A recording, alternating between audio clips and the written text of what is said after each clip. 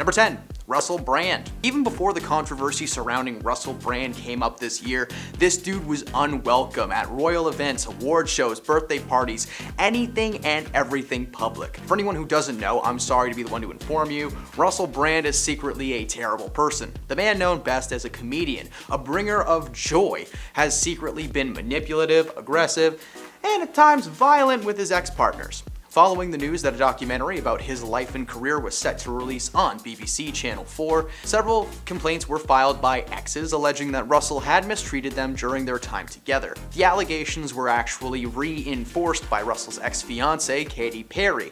They dated for over a year and a half, and in that time, she came to learn that Russell was short-tempered, opinionated, and stubborn, qualities that make a man a terrible person. Russell's career was canceled, and he's currently awaiting a trial. Number 9. The Oprah Maui Scandal.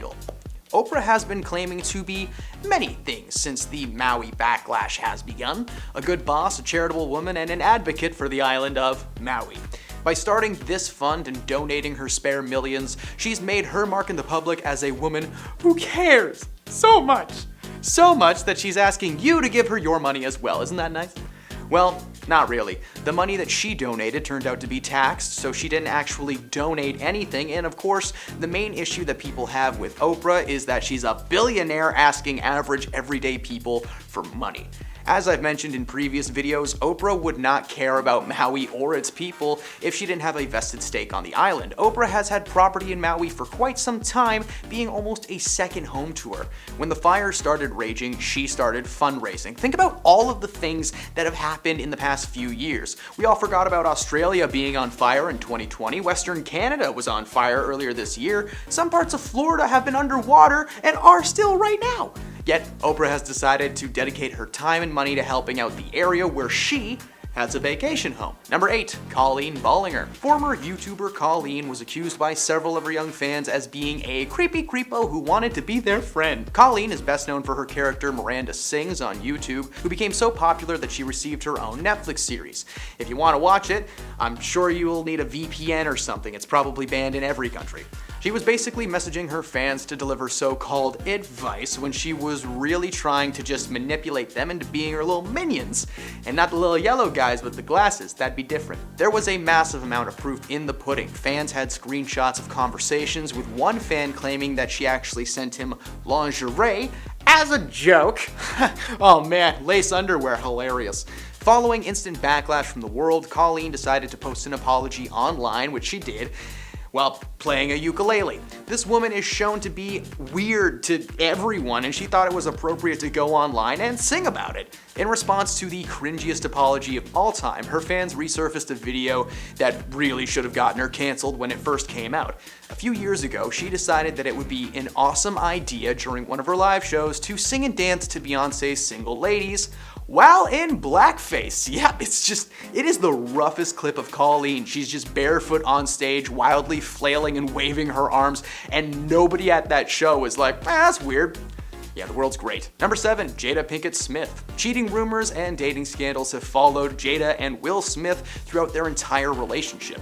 Since day one, people have been convinced that they're in an open relationship or they were cheating on each other on and off. Well, it turns out that some of those rumors were actually true.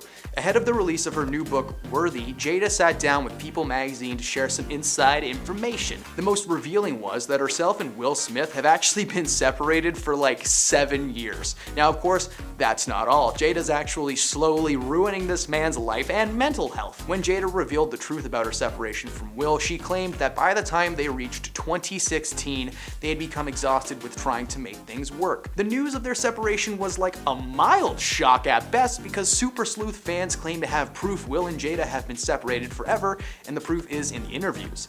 The first clip to be submitted as evidence was Will and Jada's Red Table Talk interaction, where she admitted to the entanglement with August Alsina, simultaneously admitting to a brief separation.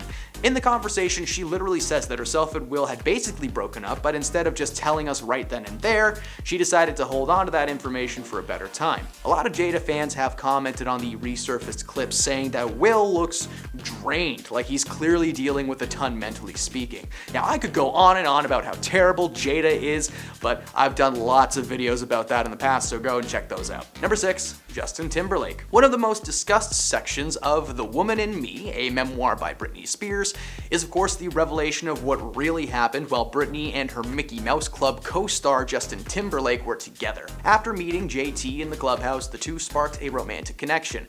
Their connection was strong, but unfortunately Britney had to make a difficult decision in the year 2000, after she found out she was pregnant. At first, Britney was actually pretty excited about the whole thing. In her book she revealed that she had planned on starting a family with Justin at some point, just that this was going to be a little bit earlier than she expected. Well, turns out Justin was not so excited and told her that they were both too young to be starting a family, continuing to remind her that their careers would also need to be put on pause. The revelation may be part of the reason that Justin has reportedly been so nervous leading up to the book's release, and might be why he's turned his Instagram comments off. Britney revealed that if the decision had solely been left to her, that she would have gone through with the pregnancy, but she decided to go the opposite route instead. She claims to have only done it because Justin so clearly didn't want to be the dad. In the book, she said that looking back, it is one of the most agonizing things she has ever experienced in her life. Number 5, Jonathan Majors. Jonathan Majors is currently the man behind the purple cape of Kang the Conqueror in the MCU. Kang has been written as a very important figure in Marvel. In Ant-Man Quantumania, he was the main antagonist, only he was just acting as a variant of the real antagonist, which was an army of Kangs from across the multiverse. I know, I'm gonna get geeky for a second. Including He Who Remains, a Kang variant from Loki, who once again acted as a major part of the Loki series. Unfortunately for Majors, an ex has come forward and alleged that Jonathan was physically violent towards her while they were together. Since March of this year, Majors and his team have been adamant that the situation is blown out of proportions and that there's nothing to be upset about. In fact, in June, Majors filed his own cross-complaint accusing the accuser. Prosecutors refuted these claims and told him that they had no plans to prosecute Grace Jabari, the woman who accused him. Majors has been dropped from his agency, and so far his role on TV and film is up in the air. Spoiler alert for Loki Season 2. The series ended with Kang not really being He Who Remains anymore, and it's unclear of what's gonna actually happen. Now, there have been rumors that his role in the MCU as the big bad will be replaced by Doctor Doom, so we'll see. Sorry if you don't like nerdy stuff, that's just my little tangent. Number 4, Lizzo. Lizzo may have been a public advocate for body positivity, but as part of a lawsuit being brought against her, it seems like all the positivity might have just been an act that she was putting on to make herself more universally loved. Now, I am not a small man. In fact, I have what many people consider to be a dad bod, and hey, I'm cool with that, so I'm not dismissing the notion that we should love and respect ourselves, but she made it a massive part of her personality on camera, and when it sounds like the only body she actually cared about was her own. According to her dancers, Lizzo regularly shamed her team and made them feel like they were too large or gaining weight, with several dancers confirming these claims. One of the dancers, Crystal Davies, who is part of the lawsuit, was actually fired for secretly recording a meeting between herself and Lizzo. The meeting was about the dancer's performance on stage recently, and Lizzo apparently disliking the weight that she had been gaining, claiming that Crystal just wasn't committing to her role. She was also bringing her dancers to strange places and making them do things against their will. Lizzo was at a club in Amsterdam's red light district when she coerced, aka forced, one of her dancers to touch a woman's bare chest, not something that she wanted to do. She also made them eat bananas from some no-no zones that, again, not their idea of fun. Currently, it's still up in the air as to what the outcome will be in this trial, and so far Lizzo is maintaining that she has done nothing wrong and will prove her innocence any day. Number 3, Joe Jonas and Sophie Turner. Joe and Sophie got together back in 2016 after they had been set up by mutual friends, something that they had apparently been trying to do for quite some time. They got together and instantly fell in love, getting married just over a year after getting together. Sophie admitted to Rolling Stones in 2019 that she was hesitant at first because Joe was a big musician, she was a big TV and film star, meaning that most of the time they would be on opposite ends of the world. Eventually, she warmed up and got together with Joe officially. The split came out of nowhere. For the most part, their relationship has seemed to be stable on the outside. They were never a part of cheating scandals, which is surprising considering Joe's lack of discretion. There were never any strange rumors, photos, they were just like a happy couple. As of September 1st, Joe Jonas filed for a divorce from Sophie, with the only current information being that Joe has claimed the relationship is irretrievably broken. Something pretty serious must have gone down in a very short amount of time, because only hours before this announcement, Joe posted a photo of himself on Instagram with his ring on full display. Now, despite the minimal amount of tea spilt so far, we are in for one super messy and public divorce. Things have settled down a bit in the past few weeks, but Sophie was actually just spotted getting cozy with another dude very recently, so you can imagine who's taking things harder at this point. Number 2, Danny Matheson. That 70s show was a popular sitcom that helped launch several careers, including Mila Kunis and Ashton Kutcher. Danny was of course also on that show, but it turns out the allegations that date back to 2004 surrounding Danny were reported in 2004. Danny was still on the show when an investigation took place. 4 women reported that he had mistreated them physically, prompting local law enforcement to halt production and bring Danny in for questioning. The investigation brought little to no actual evidence to the table, so Danny was let go and the entire thing was forgotten about. But that means that Ashton and Mila literally watched this man go in for questioning and still called him a role model in their character witness letters. It makes no sense. Their jobs were literally stopped while this man was under investigation, and when the charges came up again 15 years later, they were still on his side. Thankfully, in 2023, it's a lot easier to confirm allegations of this nature, and he was recently sentenced to 3 years in prison. So, justice served. Number 1, Jonah Hill. Jonah was once the funniest man in town, shifting his efforts to the world of drama and creating a really nice career where he could just do anything he wanted, really. Unfortunately for fans of Jonah Hill, some information came out earlier this year that called his character into question. Reminder, this isn't my opinion, these are things that just happen in the world and are public knowledge, okay? An ex-girlfriend of Jonah's posted screenshots from past conversations, and the conversations ranged from Jonah just asking her to tone down the photo she was posting, to asking her not to do her job. For those of you who don't know, his ex Sarah works as a surfing instructor, and Jonah was asking her to not surf with men while working, and that she wear more than a bikini while she did so. When Sarah released these screenshots, she underlined them, calling Jonah a narcissistic misogynist, but also said she didn't really want anything bad to happen to him, so Since the messages have been released, there has been a massive online debate as to where Jonah stands in the eyes of the public.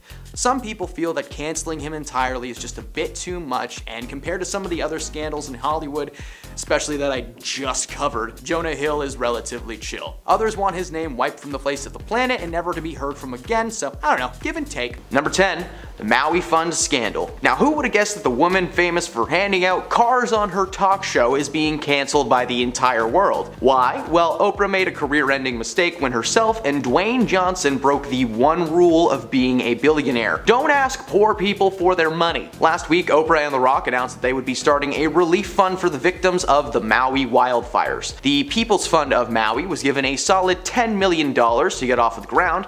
$10 million donated by Oprah and Dwayne combined. So why is it just Oprah that's getting so much hate online? Well, it's because she has a net worth of roughly $2.8 billion. Billion with a B. The world is collectively furious at Oprah for having the audacity to ask working class citizens for charity when most people can barely afford to put food on their tables. The Rock and Oprah donated $5 million each to give the fund a head start.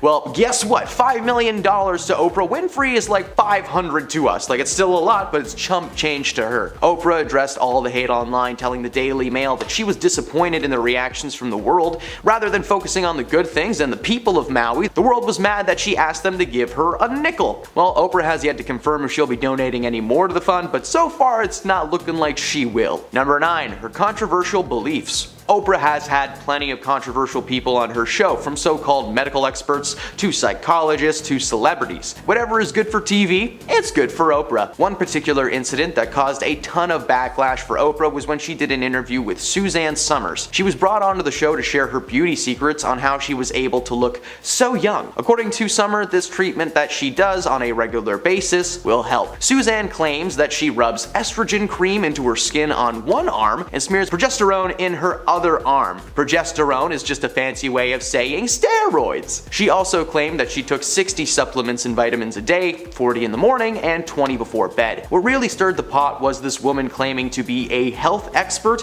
and a so-called self-help author. But surprise, surprise, a doctor she is not. Medical experts started bashing Oprah, claiming that this type of extreme hormone therapy would actually be the cause of several diseases and illnesses. You know, like cancer. Despite Suzanne's claim that her specially made, non-FDA approved bioidenticals are natural and safe, they're actually just synthetic conventional hormones that you can buy from a pharmacy. Oprah did everything in her power to sell this idea to her audience, believing 100% that these methods were useful, and even claimed that she used the methods herself to make herself feel incredible. So this lady would rather risk her audience getting cancer than just telling them the truth. Solid. Number 8. The free cars. Who could forget Oprah's famous words? You get a car, everyone gets a car! The moment was historical on her series and was parodied time and time again, and it still does to this day. However, what many people don't know is that it was not as simple as, here are the keys, have fun. When someone gives out anything on television, there is always a catch. For Oprah's audience, the catch was that if they wanted to drive away in their brand new car, they would have to pay $7,000 in taxes first. While Oprah's studio would cover, the sales tax and the registration for the vehicles, the audience members were given a choice to either pay the $7,000 and take the car,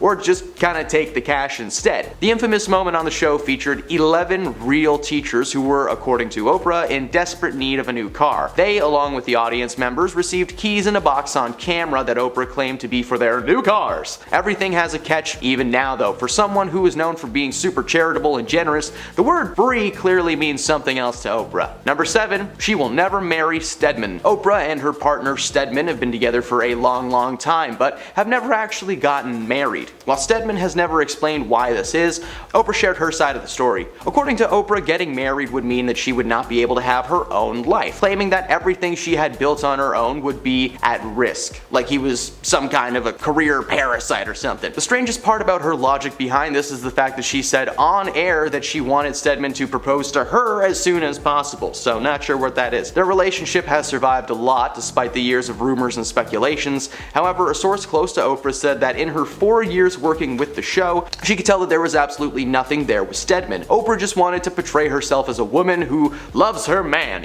when in reality Stedman probably has a house separate from Oprah's, but it's like 1/5 the size. Number 6, the NDAs. Confidentiality agreements are not uncommon in the world of Hollywood. Marvel will literally have someone take you out if even a single line leaks to the public. In Kitty Kelly's tell-all book about Oprah, the author mentions the confidentiality agreements that co-workers and guest stars were always made to sign. This included everyone from Tom Cruise to the person who made Tom Cruise's muffin. Over 500 staff members were forced to sign the document. One former employee, Elizabeth Cody, tried to write a book about her time working for Oprah, but she was apparently stopped by the courts, still being tied to the agreement that she had signed. The NDAs were not meant to be a way to keep just show secrets safe, but any and all of Oprah's secrets as well. According to Elizabeth, the document was signed by almost everyone in Oprah's life. She may have this brand of sweetness and kindness, but apparently that's not how she actually is. Elizabeth felt that she was in Oprah's pocket after she signed the paperwork. In 2010, a lawsuit was even filed against Oprah and her company because Unicus Performance Training claimed that they were fired for violating the terms of this agreement, specifically involving advertising with her name, or the website of the show. That makes no sense. Number 5, Diva. On air, Oprah is portrayed as a wholesome, sweet lady, but according to her stepmother, there is an unknown side to this woman, hidden from fans for years. According to Barbara, Oprah is one of the most controlling people that you will ever meet in your life. She claims that Oprah would not allow them to stay at her house when herself and her husband would try to visit, forcing them to stay in hotels with money out of their own pockets. Barbara also said that Oprah was quick to anger when it came to her staff, with several people being fired left and right over the years for the littlest things. But that's not all. Despite being a billionaire, Barbara allows her to stay at her house when she visits, something that Oprah apparently hates. The first time she actually stayed at her stepmother's place, Oprah allegedly complained that her bed sheets were not 1,000 threads and that her bath towels were not big enough. Okay, that one I can forgive. Ever use a giant towel? I'm never going back. This woman has billions of dollars to do literally anything she wants, and apparently what she wants is to make her family feel like a burden. Number 4. The vegan cleanse. Now when I learned about this next entry, I was genuinely shocked that Oprah Winfrey's show was never considered a toxic working environment. It turns out Oprah was a powerful woman when she was running the show. Oprah was an advocate for a ton of things on her show, but the one thing that she really doubled down on were her views on animal rights. Organizations like PETA praised Oprah for her advocacy, especially when she took it a step further by making her staff join her on a 21-day vegan cleanse. Now, while the cleanse was optional, if you signed up, there was no backing out. You were going to be vegan for 21 days or you were fired. Now, it was never actually confirmed if there was a penalty for leaving early, but according to one employee who participated in the cleanse, they were afraid to back out because Oprah was just so demanding. Oprah was a very serious woman behind the scenes, so we can only speculate what might have happened had she spotted a PA eating a Baconator. Number 3. Spiritual beliefs. Now I'm going to start this entry by clarifying I'm not making fun of your beliefs, okay? If you are spiritual, if you're a spiritual person in any way, shape, or form, please know this entry is about Oprah and Oprah alone, okay? In an interview with Harper Bazaar, Oprah mentioned her daily morning routine that starts at 8:30 in the morning with various spiritual exercises. After reading Gathered Truth, she opens up an app called Bowl of Sake that delivers teachings of the Sufi, followed by some light meditation. The controversy here comes from Oprah inviting several self-fulfillment gurus onto her show and just gushing about one specific one named Guru Gary Sukhav's preachings. Now, Oprah herself has claimed to have secret spiritual knowledge about tapping into personal courage and giving general spiritual advice, but she stopped diving too deep into spirituality after this backlash from her fans and readers of her magazine. They just didn't like that about Oprah. Number 2. Wild Child. Several books have been published about Oprah over the years, some from her and some not. In her own book that she wrote, she revealed that growing up she was far from an easy kid to handle. When she was young, she was sent to live with her father Vernon after Oprah was caught stealing from her mother's purse. Despite being an on-screen persona known for charity and kindness, she was actually a menace throughout most of her life according to family members. As I mentioned previously on this list, Oprah's stepmother is not allowed to stay at her house and she's known to be pretty controlling. She admitted to doing some pretty troubling things at a young age, including staging an amnesia bout, breaking several things in her mother's home, and calling the police. According to Oprah's mother, she was uncontrollable, ungrateful,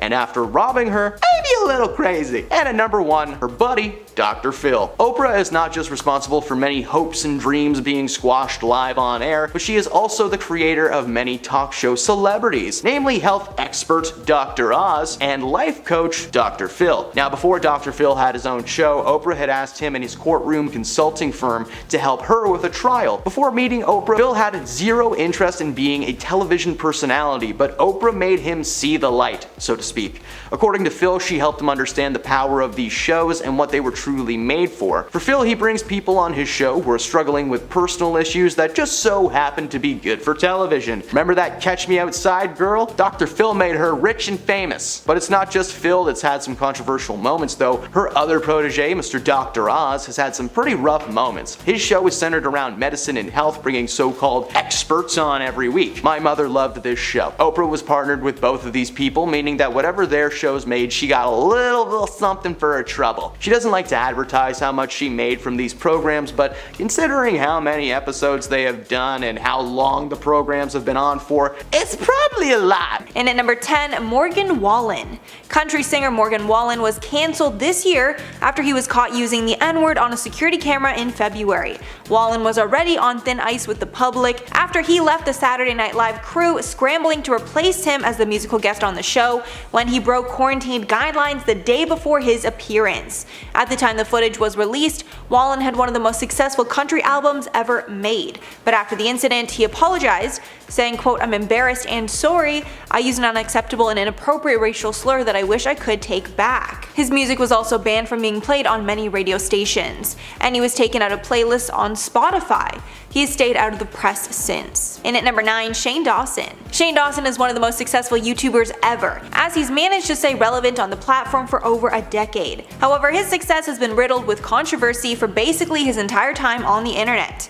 Back in the early days, he would play black characters in skits and even wear blackface as he put on a strong black scent. It was also exposed that he would make inappropriate jokes about his young fans and would talk about overly sexual content with them. Shane always managed to talk his way out of these scandals, and he would come back better than before. But in 2020, he experienced his biggest cancellation to date, and all the problematic behavior from his past resurfaced. He was even publicly called out by Jada and Jaden Smith for a disturbing incident relating to Willow Smith. After everything was exposed, he was dropped from all his sponsors, and he hasn't returned to the internet since. And at number 8, Lea Michele. Lea Michele's cancellation was the cancellation that kicked off 2020.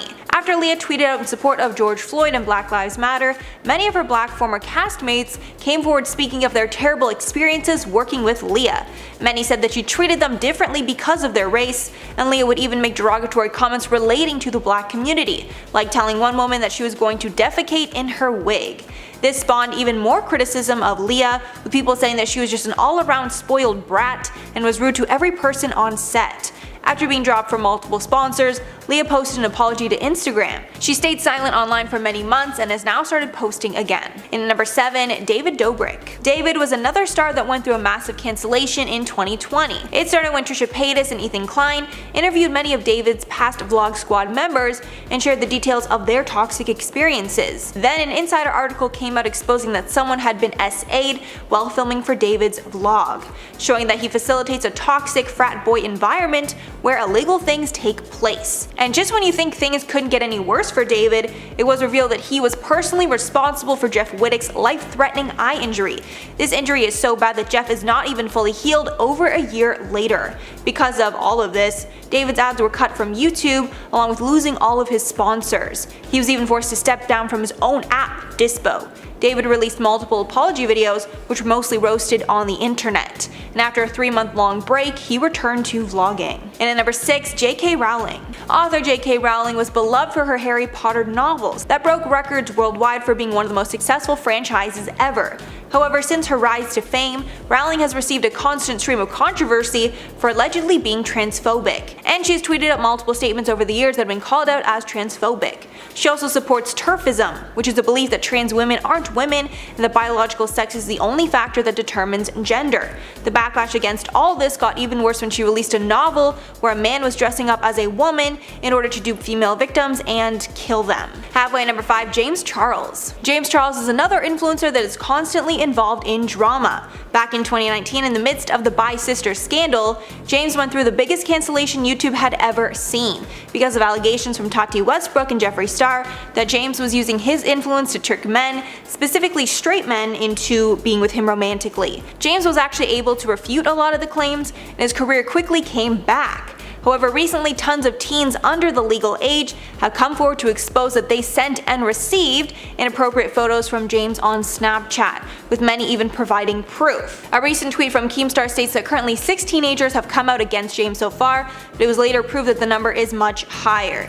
James tried to brush off the allegations a number of times, but when fans demanded answers, he uploaded a YouTube video admitting to everything. And at number 4, Chrissy Teigen. Chrissy was involved in a massive scandal recently after several old tweets were exposed. It started when Courtney Stodden exposed that Chrissy would bully them publicly and even privately, even though they didn't even know each other. The tweets told Stodden to go to sleep forever and told her that she looked like an idiot. And to make things worse, Stodden alleged that Chrissy would not just tweet about them, but also send them private messages. These messages apparently told Stodden to end their own life and told Stodden that Teigen couldn't wait for them to die. This scandal actually took place months after another scandal where it was speculated as to whether Chrissy had ties to disgraced billionaire Jeffrey Epstein. Since Chrissy is constantly in scandals, she often takes breaks from her social media platforms, and many criticize her for dishing out constantly but not being able to take it back. And at number 3, Billie Eilish. Billie has been going through a pretty rough patch recently, and it seems that every month something bad is getting exposed about her.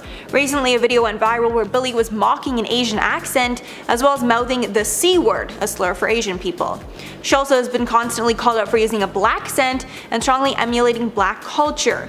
This scandal came just days after Billie's last scandal, where she's accused of queer baiting. This accusation happened after Billie posted some behind the scenes footage from her Lost Cause music video. The caption on that was, quote, "I love girls." Many felt she might be insinuating she could be queer to gain attention. However, others felt it was her way of subtly coming out but not putting any labels. To add on to the number of scandals that Billie currently finds herself in, her new boyfriend, 29-year-old Matthew Tyler Vorse, was exposed for tweeting racist and homophobic things in the past, and he recently apologized for that online. And at number 2, the Lopez Brothers. The Lopez brothers of TikTok have been getting intense backlash after it was exposed that both brothers participated in illegal conduct with. It started with Tony Lopez, when multiple girls came forward and showed text messages and DMs proving that Tony knew of their ages but still had contact with them. As a result of all this, Tony was sued by 2 of the teenagers for his actions, although he has vehemently denied all the claims. Next on to Andreas. Andreas Lopez, the older brother in the Lopez brothers, also has been accused of having relations with a 14-year-old girl. After the incident, the girl's friend posted a video to TikTok of Andreas having a conversation with the girl's mother, where the mother says that Andreas, quote, could go to jail for what he did. And finally, number 1, Trisha Pess.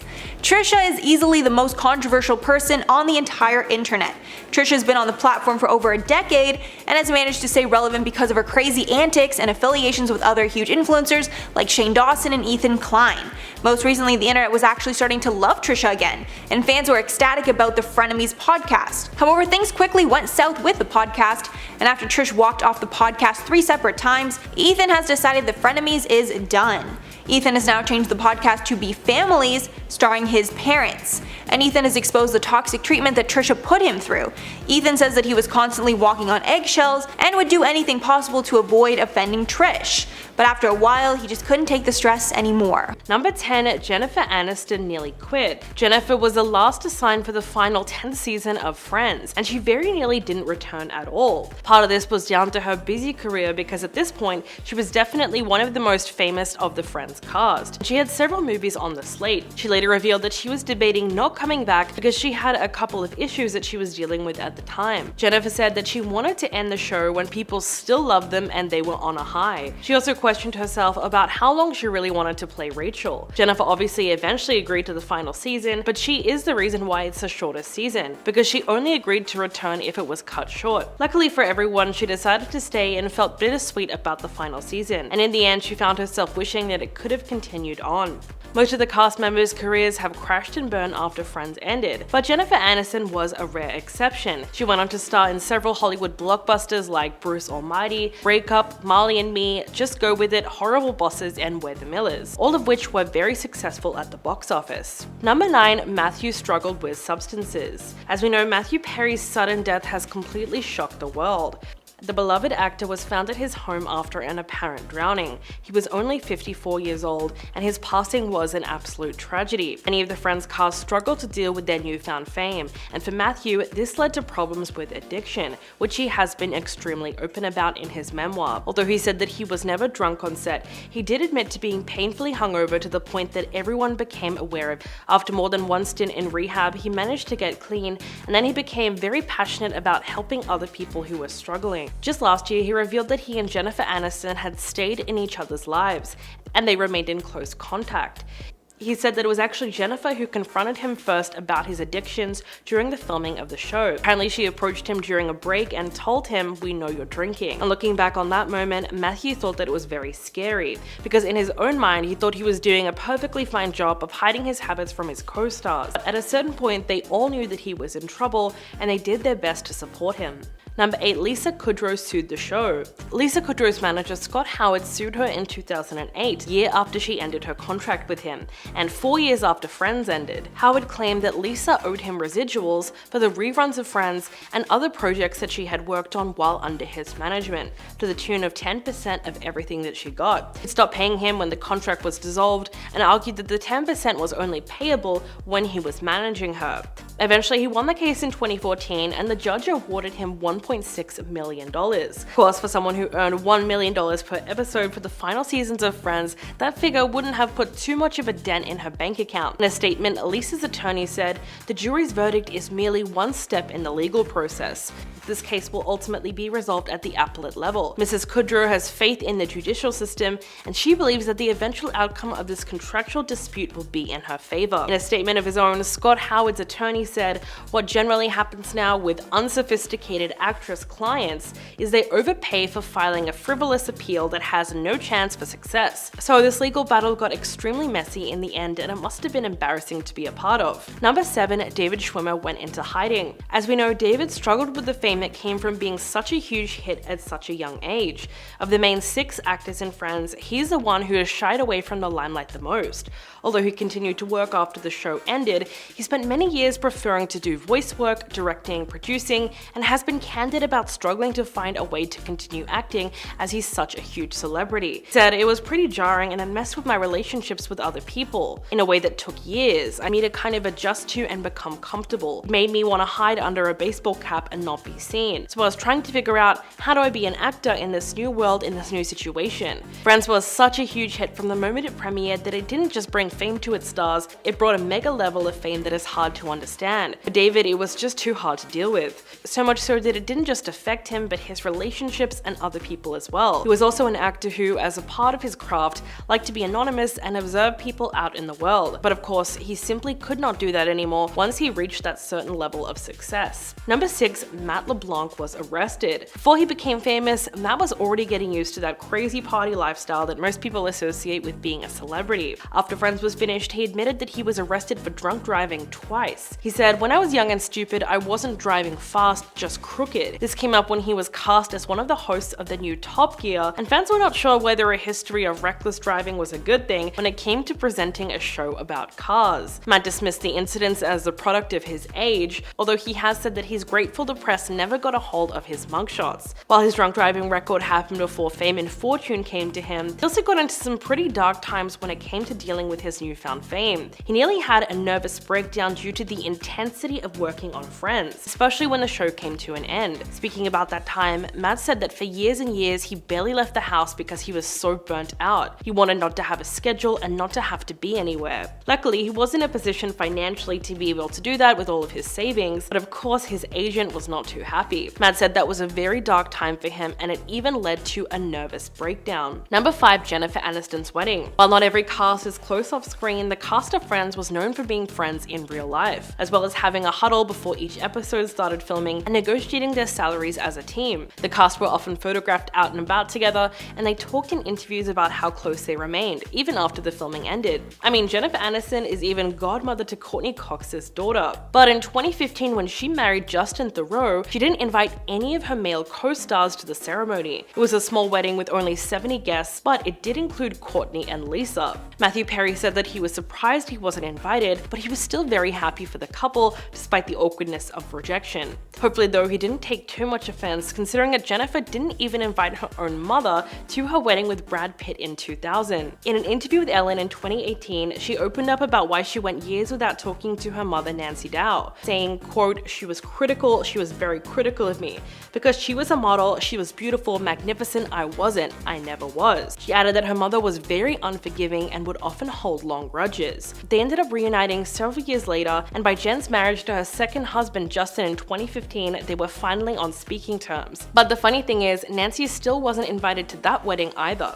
Number 4, David's neighbors hated him. Even stars have feuds with their neighbors, and David Schwimmer is no exception. In 2010, the star bought a property in the East Village townhouse from 1852, and of course the land that it stood on. But he decided that rather than renovate it to keep up the facade, he would just tear the whole thing down and start fresh. It's something that a lot of property developers are known for doing, but it's never really a popular decision. As a result, an anonymous neighbor left a message for him that was too big to ignore. For some reason, they decided it would really upset him if they spray painted in huge letters on the construction site fence. They wrote the words, "Ross is not cool," which is both hilarious and kind of genius because it actually echoed a storyline from the show, where Ross moves into a new building and becomes enemies with the neighbors by not chipping in for the maintenance man's retirement gift, which kind of goes to show you that life really does imitate art. There's no saying how David reacted to this, but you can imagine that he wouldn't be too pleased that the construction site had graffiti. Matthew's extreme extreme anxiety. Matthew Perry admitted 2 years ago that he suffered from anxiety, which often came when he was trying to be as funny as he could in front of the live studio audience while they were filming Friends. The admission came up during the HBO Max Friends reunion with Jennifer Aniston, Courtney Cox, Lisa Kudrow, Matt LeBlanc, and David Schwimmer. Matthew said that trying to be great made him extremely nervous, and his co-stars at the reunion said they never had any idea that he was suffering on set because he always delivered such a fabulous performance while being seemingly at ease. He said, "To me, I felt like I was going to die if they didn't laugh. And it's not healthy for sure, but I would sometimes say a line and they wouldn't laugh and I would sweat and just go into convulsions if I didn't get the laugh I was supposed to get. I would freak out." His co-star Lisa was shocked to hear that. She said that Matthew was always such a cool cucumber, and he was one of the best on set, always delivering a line well as he played Chandler. Even though he never said anything to his co-stars back then, he felt this way every single night. And as we know now, his time on Friends was significantly impacted by his addiction. Memoir controversy. One surprise takeaway from Matthew Perry's autobiography was his apparent feelings towards Keanu Reeves, after he repeatedly questioned why other actors die while Keanu is still alive. Quote, "Why is it that original thinkers like River Phoenix and Heath Ledger die, but Keanu Reeves still walks among us?" Upon learning that another former co-star, Chris Farley, had died, he wrote, "I punched a hole through Jennifer Aniston's dressing room wall when I found out." And in the next line he wrote, "Keanu Reeves still walks among us." Matthew would later apologize for the comments and then release a statement saying, "I'm actually a big fan of Keanu. I just chose a random name, my mistake.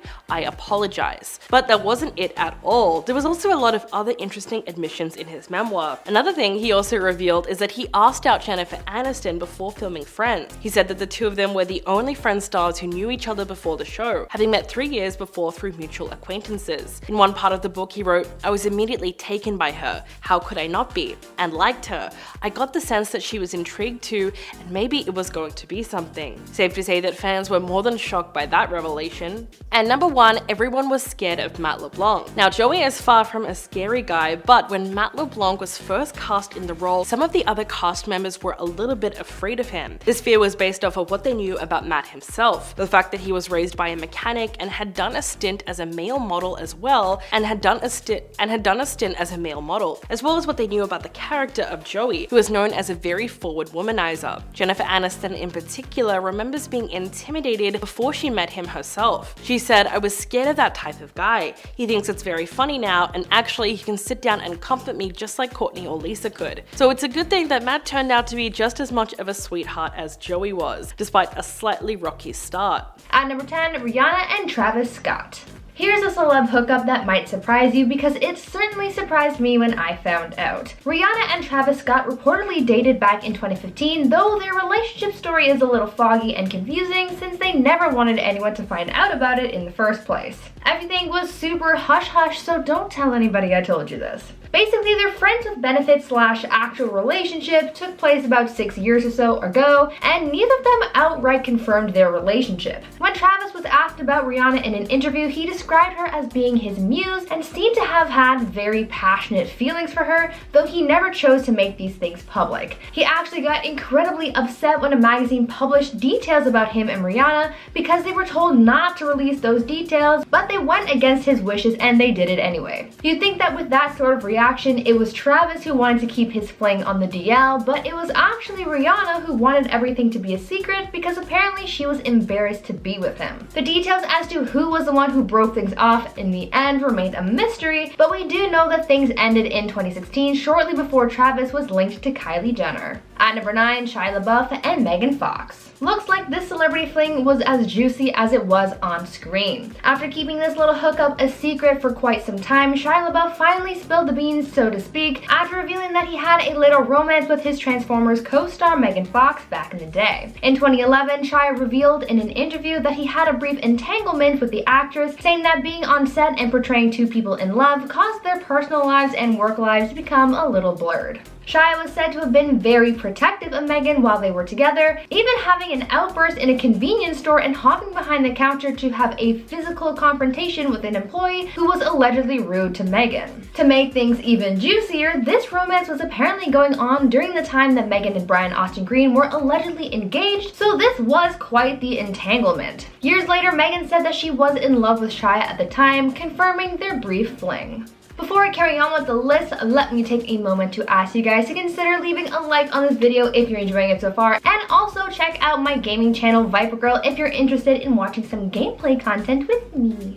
At number 8, Michael Cera and Aubrey Plaza. If you're a fan of Scott Pilgrim vs. the World, then you're familiar with how the character Julie Powers isn't too fond of Scott Pilgrim. Well, it might come as a surprise to you to find out that the actors who portrayed Julie and Scott in the 2010 film are very different from their counterparts on screen in the sense that they certainly don't hate each other, and they actually dated for some time around the release of the movie. Michael Cera and Aubrey Plaza met on the set of Scott Pilgrim vs. the World, and they ended up dating for about a year and a half. Things were pretty serious between them as they almost got married too. When Aubrey was a guest star on RuPaul's Drag Race back in 2016, she told Ru about her relationship with Michael, saying, quote, "We drove across the country after we shot that movie and almost got married in Vegas." Aubrey also opened up saying that she and Michael remain on good terms even though their romantic relationship didn't exactly work out. Their relationship remained pretty secret until after things were over between them, so we didn't really get to live through the Scott and Julie shipping like we would have liked to, but hey, they come and they go.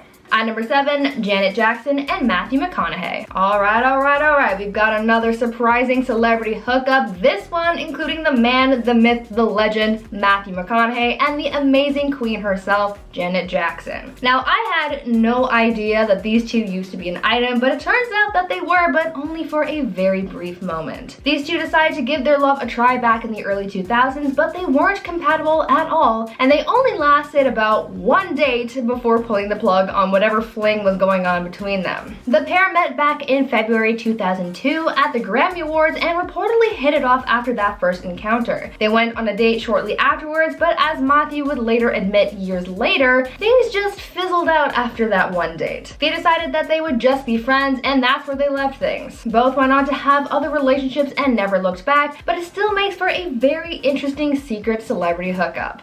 At number 6, Cord Overstreet and Emma Watson. Now, there's not much information on this relationship because it was kept so private, but there's word that Cord Overstreet and Emma Watson were an item for a little while back in 2018. In early 2018, it was rumored that Cord and Emma were seeing each other, but when this news broke, their relationship was still fairly new and there wasn't much to say about it other than rumors and speculation. They were first spotted together at a concert in February of 2018, and then later at an Oscars viewing party the following month. Not long after the news of their apparent relationship broke, they were seen again holding hands, and this sort of sealed the deal for most people, though again, nothing was really confirmed. But then things seem to have just fizzled out and died as the reports came out saying that the two had broken up after 6 months of dating. Less than a month after that, they were seen together again, and there was speculation that they had gotten back together, but again, nothing was ever confirmed. Emma is known to try and keep her private life private, so that could be the reason why this relationship mostly flew under the radar, but it's still something surprising to note. At number 5, Rihanna and Ashton Kutcher. Here's the tea on this fling, so get your mugs ready. Apparently, Rihanna and Ashton had a little entanglement back in 2012 as the singer was spotted leaving the actor's house in the early hours of the morning back in March of that year. Sources suggested that the two had reportedly had a one-night stand, noting that the singer had arrived at the house around midnight that night and left around 4 a.m. This spotting of sorts confirmed some people's speculation that there was something going on between the two of them because this wasn't the first time they were seen getting close to one another. According to one source, they had been flirting with each other, texting, and meeting up in hotels. Other sources said that at the time, they were just two single people having fun and saying, quote, "Both of them love having a good time and think they're too busy for anything serious just yet." There was no definite end to this fling, and since it wasn't anything serious, it doesn't really matter, but it's still interesting to find out that these two Hollywood stars were so close at one point. At number 4, Sharon Osbourne and Jay Leno. When you picture Sharon Osbourne, you can't really see her without her other half, Ozzy, but there was once a time before Ozzy came along, and you won't believe who she dated. In 2013, Sharon admitted to having a, quote, flingy-wingy with Jay Leno. Sharon revealed on an episode of The Talk that when she was 25, before she started seeing Ozzy, she had moved to America and was working at a place that was, quote, full of men. One day she met a man who turned out to be Jay Leno, and Sharon and her friend decided to prank call him one evening. Well, this prank call ended up turning into a full-blown conversation and then a little bit more. Elaborating on the situation, Sharon said, quote, "He came to my house and he met me and he had a little fling. And the fling was more a fling for me and not a fling enough for him. Because a couple months into it, he brought around his real love of his life for me to meet, and she was lovely, and they took me to Fatburger and they showed me around town." It was brief and Sharon went on to marry Ozzy anyway, but it's so fun to learn that these two celebrities had a fling. At number 3, Lea Michele and Matthew Morrison. TV and Broadway actress Lea Michele was known for having had a serious relationship with the late Corey Monteith, but it seems as though Corey wasn't the only Glee star that she was in a relationship with. In Lea's 2014 book Brunette Ambition, she wrote about her experience on Glee, shooting the show's pilot, and revealing that before meeting the rest of the cast, she had already worked with Jenna Urshiewicz and Matthew Morrison on Broadway, and saying, quote, "Matt had been a friend of mine for years, and in fact, we'd actually dated back in the day for a Broadway beat." During the filming of Glee, there were apparently some rumors saying that she and Matthew were getting a little romantic because they were so close, but she shut down those rumors, saying that there was nothing romantic between them, and that they were just friends. There isn't really much information as to how long they dated and what made them end things. All we know is that it was very brief, so I guess you can just draw your own conclusions. At number 2, Johnny Depp and Jennifer Grey. All people can talk about in regards to Johnny Depp these days is his awful experience with Amber Heard and the drama surrounding that, but Amber obviously isn't the only one Johnny has been with. Johnny has also been linked to Vanessa Paradis, with whom he has 2 kids, and he was also married to Lori Ann Allison back in the 80s, and there are a number of other celebrities he's dated, but there's another star that the actor dated that not everyone knows about. Johnny Depp had a pretty serious relationship with actress Jennifer Grey back in the day. The two Hollywood stars only dated for about a year, but things were serious enough for Johnny to propose to Jennifer in 1989. They were set to get married the following year, but clearly that never happened. They really kept their relationship super secret, so there aren't many details about their fling other than the fact that it happened, but it's still something that not many people know about. I wonder what happened between them. And finally, at number 1, Tom Cruise and Cher. This next celebrity fling surprised me the most, so let me know if this one caught you by surprise as well. Back in the 80s, Tom Cruise and Cher were an item. I had no clue that they were ever together, but apparently it's true. Apparently Tom and Cher first met at Madonna and Sean Penn's wedding, and they sort of hit it off. Though there was a 16-year age gap between them, that didn't stop them from having a little fling. Cher reportedly told James Corden that Tom was one of her top 5 lovers, so clearly things were pretty good between them, right? The singer also told Oprah Winfrey that Tom could have been a, quote, great big romance if they hadn't been forced to break things off due to their busy schedules. They're apparently still pretty good friends, and part of me wishes that I could have seen this romance between them because it sounds like it was something incredible. Kicking off the list at number 10, Fangirl. During the course of Justin Bieber's on-again, off-again relationship with Selena Gomez, which lasted from 2011 until 2015, then again from 2017 to 2018, fans have accused Hailey Bieber, then Baldwin, of stalking Justin Bieber. But I really don't think that's the case. The model is well documented to have been a fan of Justin way before they began dating. Not only that, but Hailey was also a clear fan of Selena as well. A resurfaced photo from way back in the day shows Hailey posing with a magazine that shows her now husband on the cover with his then girlfriend, Selena. Very clearly supporting the couple. But if you need further proof of her fan status, then we can go back in time to look at some tweets posted by Hailey. Back in 2011, Hailey showed her support for the couple when she tweeted, "I am for sure 100% Team Jelena." She has also tweeted Selena-centered comments as well. She has tweeted, "Happy birthday, pretty," tagging Selena herself for her birthday. And then 3 months later, she tweeted, "Selena Gomez is so cute, don't argue, bye," which was followed the next month with, "I don't care what anyone says, but Justin Bieber and Selena Gomez together is the definition of a teenage dream. #word." There were even more tweets in 2012, kicking off in January responding to someone else's tweet saying, "Seriously though, she is beyond flawless and he's Bieber. They are the perfect relationship." Later that same month, she posted, "Selena Gomez is so freaking good looking." And then a month later, we got, "I gotta say, I was really looking forward to seeing what color coordination Jelena was gonna be doing for this year's VF party.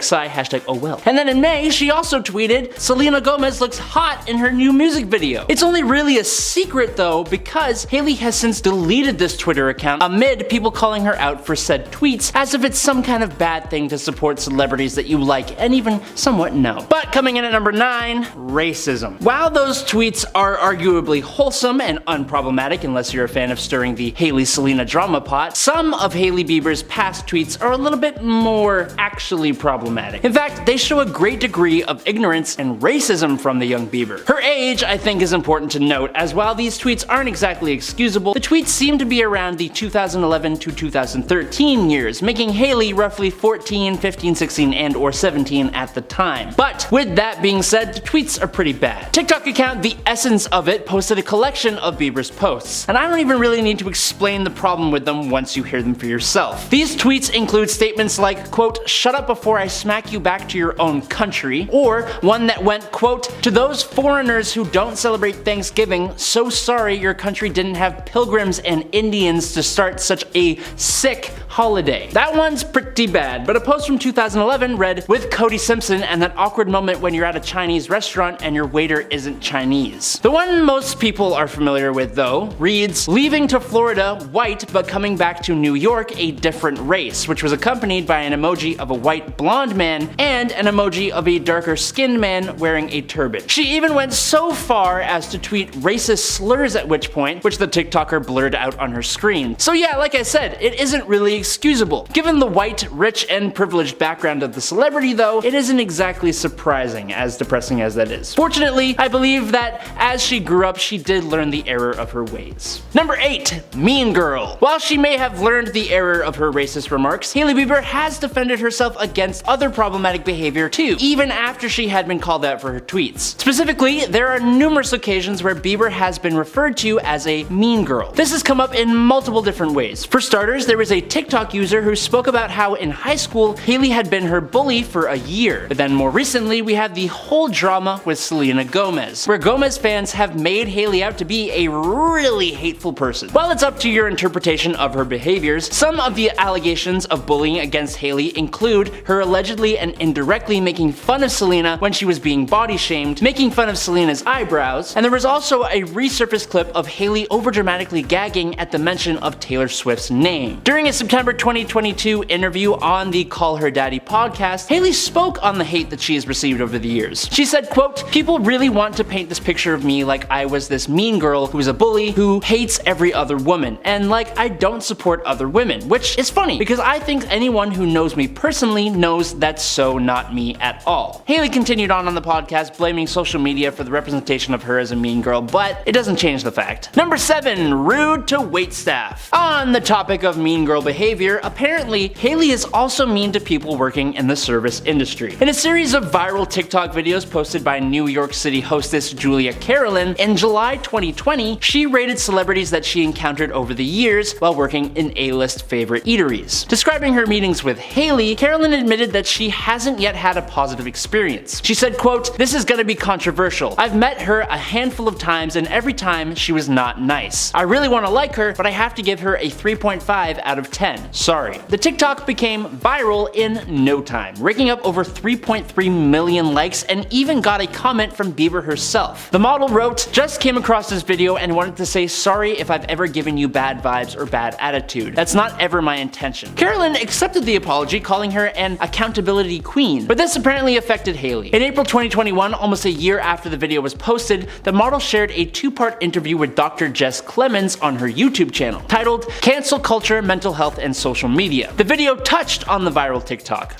Bieber said, "When I saw her video, I was so upset. There's never an excuse for being rude. I felt bad that that was her experience with me, but it made me kind of frustrated because you never know what someone's going through. I remember going through times in my life where I was so sad and so heartbroken that engaging with people felt hard for me." She continued, "I wish I didn't act that way towards her. I'm a human and I made a mistake and I acted a way that was out of character for me." Ending her answer with, "I'm open to people correcting me." However, the 24-year-old argued that she doesn't believe there needs to be people on social media doing the correcting, assuming that she's talking about commenters and the Justin Hailey haters.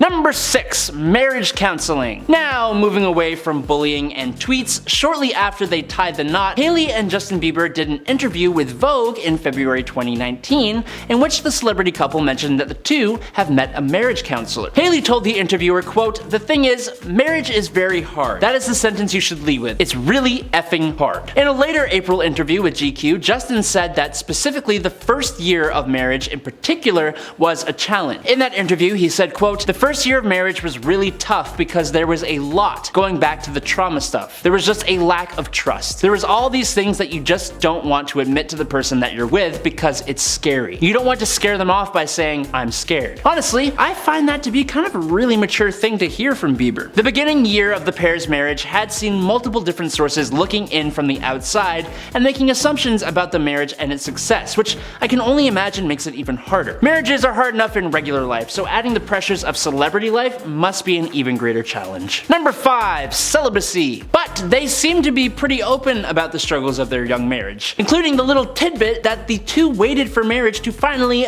do the dirty, if you know what I mean. Wink wink, nudge nudge, you know what I'm saying? You know what I'm talking about. Justin called Hailey his reward for being celibate for over a year. In the same 2019 interview with Vogue from February, from the last point we just talked about, Justin said that he had, quote, a legitimate problem with and was more than a year into a time of self-imposed celibacy when he started rekindling his romance with Hailey. He continued on saying, quote, I think can cause a lot of pain. Sometimes people have it because they don't feel good enough, because they lack self-worth. Women do that and guys do that. I wanted to rededicate myself to God in that way because I really felt it was better for the condition of my soul. He then added, quote, and I believe that God blessed me with Hailey as a result. There are perks. You get rewarded for good behavior. But the celibacy seems to also be connected to Justin's commitment issues. During an interview on The Ellen Show in January 2020, Justin said that he had a difficult time with the idea of commitment, which made him extremely nervous before proposing. He said, quote, I felt like in the past we had talked about me asking the question,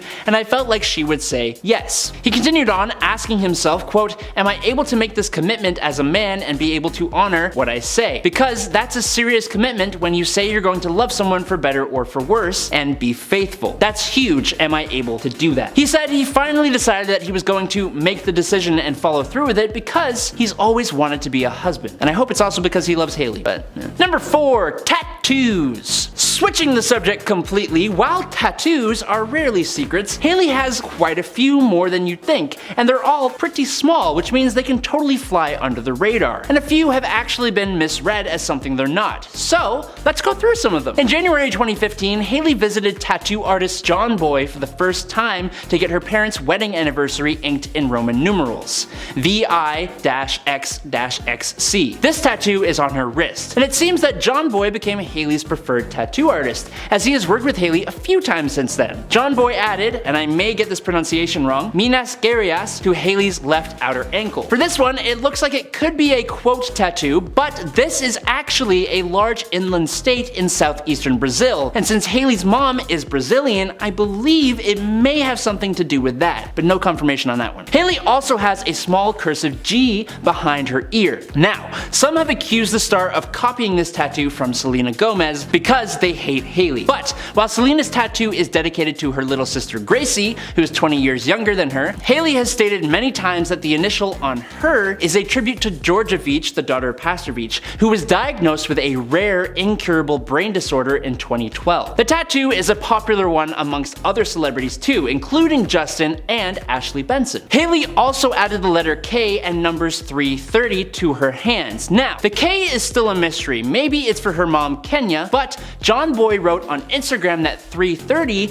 is a reference to John 3:30 from the Bible. Hailey kicked off 2017 with a back tattoo of the phrase, and I will get this wrong as well, Cœur d'Aileen, which directly translates to Heart of Aileen in French. So, who is Aileen? Apparently, Aileen is reportedly Hailey's sister Aaliyah's middle name, so maybe that's what the tattoo refers to. Also, just a month before her wedding, Hailey went to see LA tattoo artist Dr. Wu to get several abstract and design-heavy tattoos on her hands and fingers. The new tattoo additions came as a bit of a surprise though, considering Hailey has said several times that she's trying to save some real estate space for tattoos dedicated to her future children.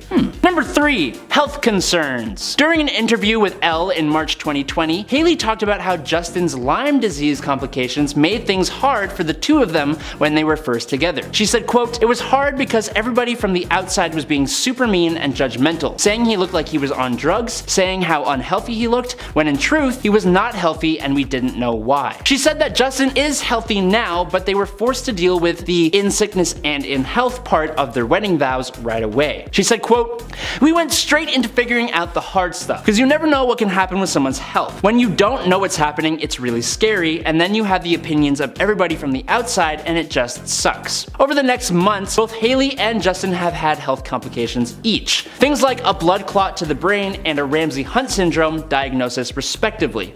But Hailey told Harper's Bazaar that it's an example of how they take things day by day in their relationship. Number 2, kids. Although they had only been married since 2018, during a March 2020 appearance on The Ellen Show, Justin played the game Burning Questions and was asked how many kids he wants to have with Hailey.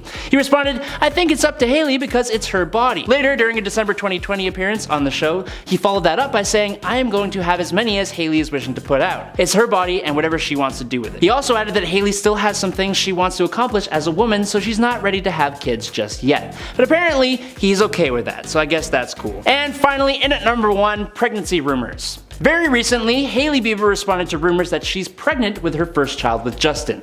This came after Justin and Hailey took a trip to the Bahamas, and people made the assumption that the vacation was all to celebrate that Hailey was now carrying a little tiny human inside of her. But Hailey has shut these rumors down. Doesn't mean it isn't true, but in an Instagram DM, the 26-year-old star reacted to a TikToker who made the claim. She said, "Very much not pregnant, LMAO." The truth of the matter though is that it's really none of our business, as with almost everything else we have talked about today. At number 10, Matthew Broderick. Matthew Broderick, the star of Ferris Bueller's Day Off, is actually one of those celebrities who've actually killed someone. He seems like such a genuinely good person, so when you find out that he's actually got a dark secret, it can be quite surprising. In 1987, Matthew and his then girlfriend Jennifer Grey were driving down a road in Northern Ireland after filming Ferris Bueller, and Matthew was driving in the wrong lane and into oncoming traffic. Well, no one knows why he was in the wrong lane or how he got there, but he ended up getting into a head-on collision with another car, killing the 2 women inside. After spending about a month in hospital, he not only got away with his life, but also the crash. Instead of facing jail time, for which he would have served a 5-year sentence, he was instead charged with careless driving and was given a $175 fine. The family of those who were killed in the accident have said that they have no hard feelings about Matthew having gotten away with the crime, because now he has to live with this guilt for the rest of his life. At number 9, Caitlyn Jenner. Here's another celebrity who has a dark past of having been involved in a fatal car crash. Caitlyn Jenner was involved in a 4-car crash in LA that ended with one person losing their life. According to sources, what happened was Caitlyn was driving on the Pacific Coast Highway in Malibu when she hit the back of a 69-year-old woman's car. The impact sent the woman's car into oncoming traffic, where she was hit again by another driver.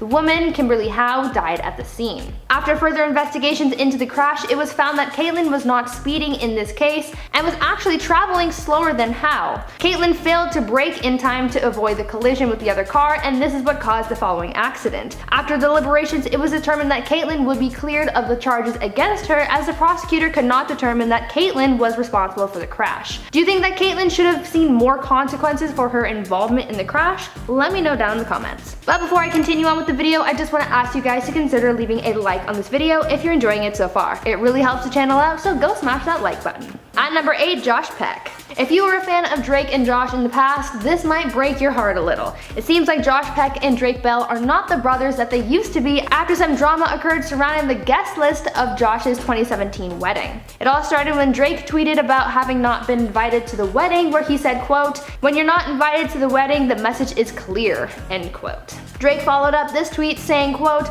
"Loyalty is key, always remember where you came from," and ended his little Twitter rant by saying, quote, "True colors have come out this day, message is loud and clear, ties are officially cut, I'll miss you brother," end quote. Seems like Drake was pretty butthurt about this, but what did Josh have to say about it? Well, it turns out that the reason why Drake wasn't invited to the wedding was because he had neglected to congratulate Josh on his engagement. Understandable, I guess. The two ended up patching things up after some time had passed, but there was a time where Drake and Josh were at odds with each other, and this story sort of flew under the radar. So here's to the kids who grew up watching Drake and Josh. I'm keeping you guys updated. At number 7, Jerry Seinfeld. Did anyone else know that Jerry Seinfeld dated an 18-year-old when he was almost 40? Because I didn't, and it seemed like this story had totally flown under the radar. Until now, that is. But yes, you heard me correctly, Jerry Seinfeld dated an 18-year-old when he was 39. This was a thing back in 1993 where Jerry told sources that one day while in Central Park, he laid eyes on what he called the most wonderful girl in the world. He went to talk to her and exchanged numbers with the then 17-year-old. The girl, Shoshana Lonstein, was still in high school at the time of meeting the actor. When asked about their obvious age difference, Jerry said, quote, "I didn't realize she was so young. This is the only girl I ever went out with that was that young. I wasn't dating her. We just went to a restaurant and that was it." Over the next few months after Shoshana turned 18, the two were dating low-key. The tabloids saw him out with several women, including Shoshana, during this time, but they couldn't get over the age difference. Obviously, they're no longer together, but it was a total scandal at the time. At number 6, Mark Wahlberg. This one is quite a doozy, and you know, you wouldn't really expect a story like this to involve Mark Wahlberg, but yet, here we are. Apparently, Mark here has a history of racially motivated attacks, and this is one of the dark secrets that have remained hidden from people for quite some time. In 1986, Mark allegedly threw stones and shouted racial slurs at a group of black kids, and continued harassing them until someone had to step in and save them. On top of that, he continued his tyranny on the neighborhood's black kids as he harassed another group of kids the following day, gathering a group of white men and shouting and throwing rocks at the kids. A few years later, in 1988, Mark was involved in an incident where he yelled offensive things at a pair of Vietnamese men and hit one of the men over the head with a wooden stick, causing him to fall unconscious, and punched the other man in the eye. He got away with all of his actions, from the kids to the Vietnamese men, and a lot of people don't know about this, so here you go guys, another celebrity scandal. At number 5, Mitt Romney. I have a story about United States Senator Mitt Romney. Yeah, sure, he's not a Hollywood celebrity, but he ran against Obama in the 2012 presidential election, and Obama is a celebrity to me, so he's a celebrity by proxy. Just go with it. Besides, you want to hear this story. Anyway, back in 1983, Mitt Romney and his family were packing up their family car as they were on their way to their cottage in Ontario. Well, the whole family was coming, including their dog Seamus, but unfortunately, Seamus wasn't fitting in the car, and so to rectify this problem, Mitt put the pup in his crate and tied the crate to the roof of his car. I really wish I was joking, but I'm not. The family started driving, but soon Seamus got an upset tummy because he was so freaked out about being on the roof of the car, and so he started making some chocolate syrup, if you catch my drift, and it started dripping down the sides of the car. Mitt then pulled over, hosed the crate and car down, and continued to drive to Canada. This story didn't break until years later in 2006, and even still, it's been completely buried. This is such a horrible thing to do to your pet. If you wouldn't treat your child like this, don't do that to an animal. Period. At number 4, David DeLuise. His name might not click at first, but his face sure will. David DeLuise is the actor who played Jerry Russo in Wizards of Waverly Place on the Disney Channel. So you might be wondering what's so scandalous that he could make it onto this list. Well, dear viewer, you're about to be so shocked. In 2018, David was the unfortunate victim of a leak, and not the leaky faucet kind. This actor was hacked and his explicit photos began circling the internet. Luckily, his fans came to his aid to show him support and to bury the images online, but it's the internet and these things live online forever. Even former Disney co-star Selena Gomez had something to say about the leak, saying that she felt embarrassed for David and saddened that someone wanted to invade his privacy the way that they did. As someone who's been the victim of leaks and broken privacy herself, she can sympathize with David, but oh boy, was that a scandal. I can't believe I didn't know about this until now. At number 3, Jennifer Lawrence. Jennifer Lawrence got herself into some hot water after she was called out for being disrespectful to Hawaiian culture. Back in 2012, while shooting for the sequel to the Hunger Games film Catching Fire in Hawaii, she filmed a number of scenes in a wetsuit, and being in one for so long, she said that her butt got really itchy, and as one would do, she scratched the itch. However, instead of using her hand to scratch, she found an alternative. A rock. What's so problematic about this, you ask? Well, the rocks that she was using are seen as sacred by the Hawaiian people. In an interview where she talked about her butt-scratching incident, Jennifer said, quote, "There were sacred rocks. I don't know, they were ancestors, who knows. They were sacred, and you're not supposed to sit on them because you're not supposed to expose your genitalia to them." She went on to say that while scratching herself on the rocks, one of them came loose and prompted a landslide, saying, quote, "And all the Hawaiians were like, oh my god, it's the curse, and I'm in the corner going, I'm your curse, I wedged it loose with my ass."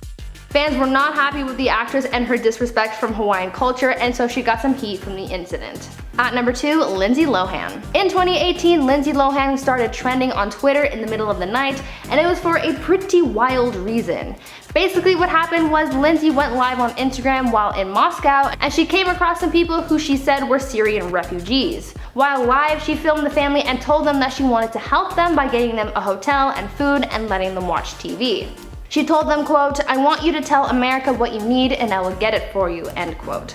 She then turned to the kid that the family had with them and said that she was going to take him for the night so that she could help him, telling the family that they should not have their child being treated like this, sleeping on the floor, and said to the family that she would bring him back tomorrow. She then starts telling the kid to run away, trying to get him to leave his family and come with her. This whole time she's trying to convince this family to let her buy them a hotel room, and sort of starts getting frustrated when they don't go with her. As Lindsay keeps trying to take the kid, the child's mom gets up and punches her. She tells her live chat that she was in shock and that those people were trafficking and that all she wanted to do was help. Online, people were upset for Lindsay for, quote, being a white savior, and instead of coming across as a good person trying to help, she was instead seen as offensive. At number 1, O.J. Simpson. After being acquitted of the 1994 murder of his ex-wife, O.J. Simpson thought it was a bright idea to write a book. Not just any kind of book though, one that was a supposed fictional retelling of the crimes that he was accused of, but from the point of view of if he had really done it. Not only was it insensitive to the victims and their families, it also made people think that he was really guilty of the crimes because of the details of the book. It was almost incriminating. The book, called If I Did It, was supposed to get a TV adaptation as well, but it was all scrapped after the backlash that he and his ghostwriter got became too much. It was incredibly surprising to me, and I don't know how other people did not know about this, so I had to include it on this list. Can you believe it?